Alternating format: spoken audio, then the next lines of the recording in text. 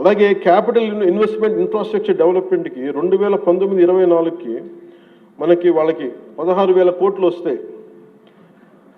ఈ ప్రభుత్వం రాగానే 24-25కి 32,712 కోట్ల రూపాయలు ఇన్ఫ్రాస్ట్రక్చర్ డెవలప్మెంట్ కానీ క్యాపిటల్ ఇన్వెస్ట్మెంట్ కానీ పెట్టుకుంది. అలాగే 25-26కి 53,915 కోట్ల రూపాయలు ఇవ్వడం మనకి కేటాయించడం జరిగింది. ఇది చాలా బలమైన మనకి ఆశయాలను ముందుకు తీసుకెళ్తా ఉంది అధ్యక్ష. దీనికి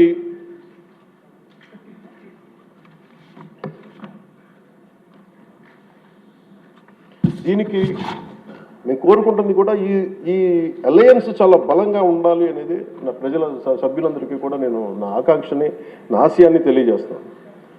నేను ఎందుకు ఇంత తపన పడ్డాను, రాష్ట్ర విభజన జరిగినప్పటి నుంచి ఆంధ్ర రాష్ట్రం వెనుకబాటు పడిపోయింది, దీనికి ఎవరు ముందుకు తీసుకెళ్ళలేము అనుకున్న దాంట్లో నేను ఏమీ ఆశించకుండా 2014లో మన అలయన్స్ కోసం నేను కష్టపడ్డాను. అలాగే 19లో కూడా ఉండాలని కోరుకున్నాం, అది పరిస్థితుల్లో కుదరలేదు.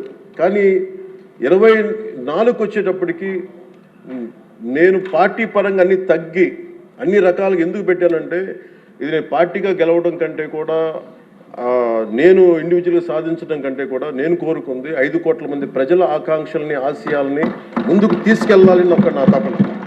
ఇది ఎట్టి పరిస్థితుల్లో కూడా నేను కోరుకుంటుంది. ఇప్పుడిప్పుడే మనం చిన్నపాటి ఒక 1 పాయింట్ అభివృద్ధి చూసాం మనం ఇప్పటికీ.